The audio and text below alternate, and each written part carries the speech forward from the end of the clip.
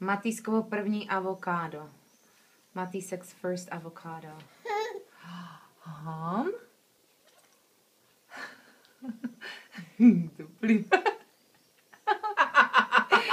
Mňam, mňam, mňam. Mňam, mňam, mňam. A jo. Ne. Ten kousek ti tam vadí, že? Rozmixujeme ještě. Tak, hele. Mňam. Mňam, mňam, mňam.